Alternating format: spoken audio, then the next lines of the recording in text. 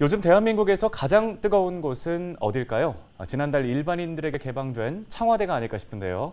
전국에서 관람객들이 몰려들고 있는데 온라인 사전 예약을 신청한 인원수만 수백만 명에 달한다고 합니다. 네, 하지만 매일 정해진 인원만 입장을 할 수 있다 보니 아직 관람기를 얻지 못한 분들이 꽤 많다고 그렇습니다. 하는데요. 자, 헬로티비 뉴스 김진재 기자가 청와대 곳곳을 둘러보고 왔습니다. 지난달 74년 만에 청와대가 일반인에게 개방됐습니다. 수만 명의 관람객들이 매일 청와대를 찾아오고 있는데요. 수십 년 동안 대통령의 공간이었던 청와대 내부 모습 어떤지 직접 들어가서 살펴보겠습니다. 정문을 들어서면 가장 먼저 눈에 띄는 건물이 본관입니다. 청와대 하면 떠올리는 이미지가 있죠. 뉴스에서 자주 봐서 익숙한 파란 기와지붕의 건물인데요. 청와대 중심 건물인 본관은 노태우 정부 시절인 지난 1991년 지어졌습니다. 프레스센터인 춘추관, 대통령과 가족이 생활하는 관저와 함께 완공됐는데 실제 나이는 30살 가까이 된 셈이네요. 본관 내부를 보기 위해서는 이렇게 줄을 서서 기다려야 하는데요. 관람객이 워낙 많다 보니 본관에서 시작한 줄은 수백 미터가량 정문으로 이어져 있습니다.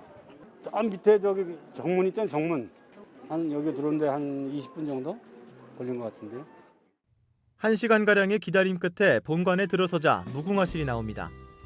한쪽 벽면에 걸린 액자들, 바로 역대 영부인들의 사진인데요. 이곳은 영부인들이 진물을 보고 외부 손님을 만나던 공간입니다. 윤석열 대통령이 영부인실을 없애기로 결정하면서 용산 대통령실에서는 볼 수 없는 공간이기도 합니다. 이제 계단을 따라 올라가 볼까요? 벽면을 가득 채운 금수강산도가 눈에 들어옵니다. 김식 화가가 대동여 지도를 차용해 한반도를 현대적인 감각으로 그려낸 작품인데요. 관람객들의 사진 명소 중 한 곳입니다. 본관 2층에는 대통령 집무실과 외빈 접견실 등이 있습니다. 대통령이 각국 정상과 통화하는 장면 익숙하시죠? 뉴스 기사에서 자주 봤던 배경이 바로 이곳입니다. 본관 근처에는 외빈을 맞이하던 영빈관이 있습니다. 외국의 대통령이나 총리 등 국빈이 방문하면 공식 행사와 만찬을 진행하던 공간인데요. 지난 2017년 도널드 트럼프 전 미국 대통령 부부가 한국을 방문했을 때도 여기서 저녁 식사를 했습니다. 이렇게 언덕을 끝까지 다 올라오면 대통령과 그 가족들이 살았던 관저가 나옵니다. 관저는 현재 실내 출입이 통제돼 있어 건물 밖에서만 관람할 수 있는데요. 대통령들이 5년 동안 살았던 공간을 직접 살펴보겠습니다. 관저는 생활 공간인 본체와 접견실인 별채, 그리고 전통 양식의 뜰과 사랑채로 구성돼 있습니다. 노태우 전 대통령부터 문재인 전 대통령까지 7명의 대통령이 이곳에 거주했는데요.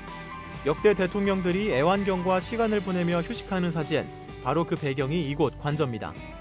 전통 한옥인 상춘제를 지나 산책로를 따라 내려가면 춘추관이 나옵니다. 춘추관은 대통령의 기자회견이 열리거나 기자들의 기사 송고실로 사용되던 공간입니다.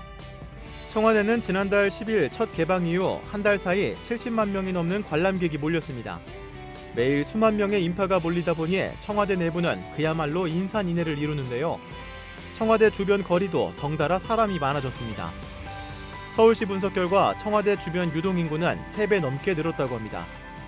결국 청와대 국민개방추진단은 지난 12일부터 하루 3만 9천 명이던 관람 인원을 4만 9천 명으로 늘리고 예약 방식도 기존 추천 방식에서 선착순으로 바꿨습니다. 청와대를 직접 돌아다녀 봤는데요. 관람객이 워낙 많다 보니 시설물 관람에 대기가 필요하다는 점, 그리고 가까운 주차장이 없다는 점은 방문 전 참고하시면 좋을 것 같습니다. 기자가 간다, 김진재입니다.